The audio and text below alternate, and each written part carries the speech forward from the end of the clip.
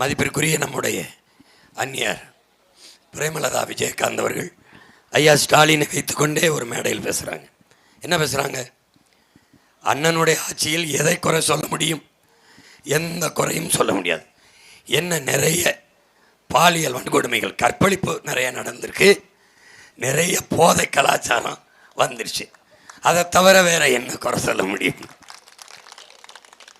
இது ரெண்டு போதாதான் நாடு நாசமாக போச்சுங்கிறதுக்கு. தண்ணியை போடுறான், கஞ்சாவை போடுறான், என் பிள்ளைய கற்பழித்து கொள்கிறான். நாடு குப்பமேடாயிருச்சு. கூட்டணியில் இருக்கிறவங்களே அவங்களாலே இந்த உண்மையை மறைக்க முடியல, வெளிப்படையாக ஒத்துக்கிட்டாங்க. அதுக்கு அந்நியார் பிரேமலதா விஜயகாந்த் அவர்களுக்கு நம்ம நன்றி சொல்ல கடமைப்பட்டிருக்கோம். நீங்கள் அதை உங்கள் வாயிலிருந்து பேசலை, உங்கள் மனத்திலிருந்து இதயத்திலிருந்து இந்த வார்த்தையை பேசிட்டீங்கன்னு நான் நம்புகிறேன்.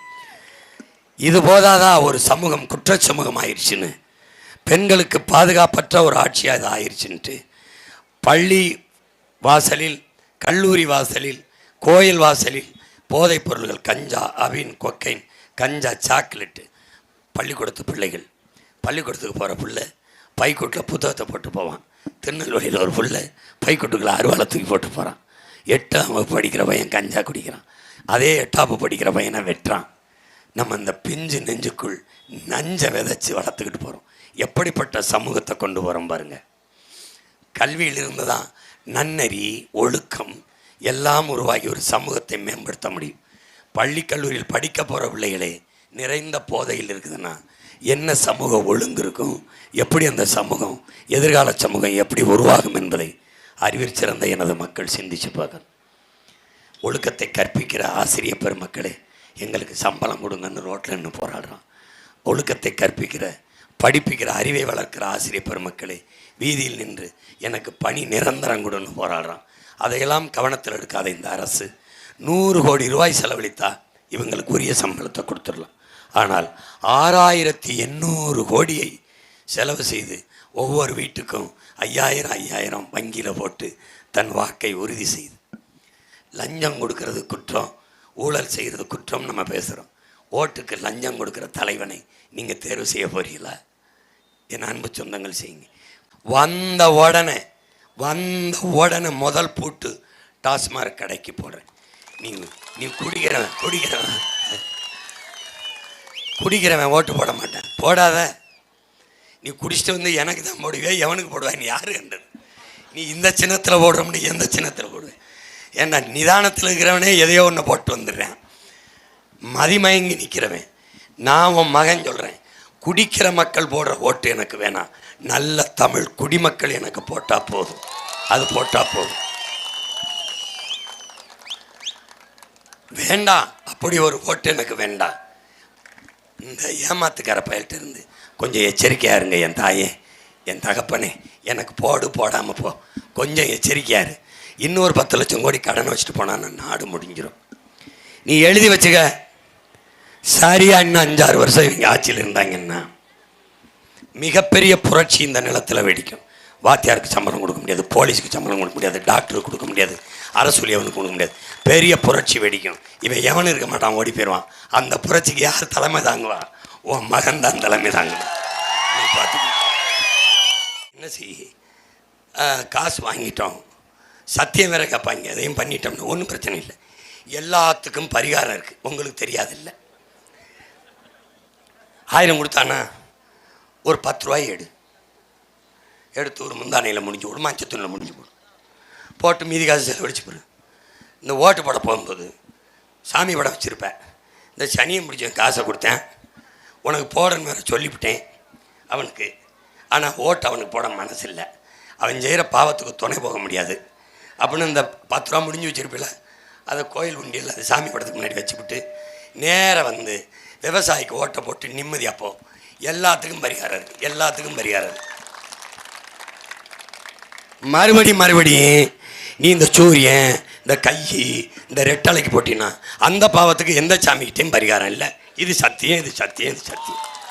பரிகாரமே கிடையாது, மன்னிப்பும் கிடையாது.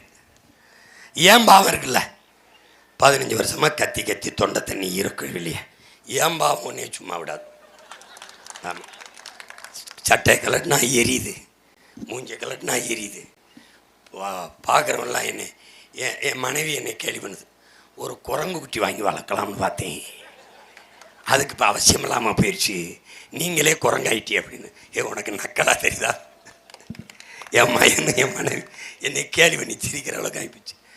நான் கத்துறேன், கத்தி கத்தி சாகிறேன். யாருக்காக? என்னை பெற்றவங்களுக்கு, என் கூட பிறந்தவங்களுக்கு. என்ன செய்கிறது? நான் கூட பிறந்துட்டேன், விட்டுட்டு போக முடியாது. எனக்கு முன்னாடி இருந்தவன் விட்டுட்டு போகல. நான் வெறும் வேர்வை தான் சிந்துறேன். என் கண்ணுக்கு முன்னாடி என் சொந்தங்கள் ரத்தம் சிந்திருக்கான். நான் உணர்வை தான் கொடுத்து நாங்கள் தமிழர்கள்னு கத்திக்கிட்டு இருக்கேன். அவன் என் முன்னாடி உயிரையே கொடுத்தான். உயிரை கொடுத்தவனை இப்படி நின்று பார்த்தவன். அவனோட பார்க்கும்போது நான் ஒன்றுமே இல்லை. அதனால் எனக்கு தோல்வி இல்லை. தோல்வி என்பதே எங்களுக்கு இல்லாது, வெற்றி ஒன்றே எங்கள் எல்லை. அதை அடையினவரை தொடர்ச்சியாக போராடும். எனவே அருமை பெற்றோர்கள், என் அன்பு சொந்தங்கள், உயிரினுமணியை உடன் பிறந்தார்கள். சின்னத்திலாம் விவசாயி சின்னத்தில் ரொம்ப தேடண்டியதில்லை. சின்னமே நான் தான், உன் மயன்தான். என்னை பார்த்து வரைஞ்சது அது. பார்த்தீங்கன்னா நான் சட்டை கழுவிருப்பேன், ஒரு அதெல்லாம் மீசை வச்சுருந்தேன், அதை பார்த்து வரைஞ்சிட்டான். கலப்பை கொழு கூட போடலை. கொழு என்ன மண்ணை உழுகுறனா கொழு போட்டிருப்பேன். என் மக்களின் மனத்தையும் உழ வேண்டியிருக்கு. கொழு காயம்படுத்திடும்னு கொழு போடாமல் கலப்பை தூக்கிட்டு இருக்கேன். அதனால்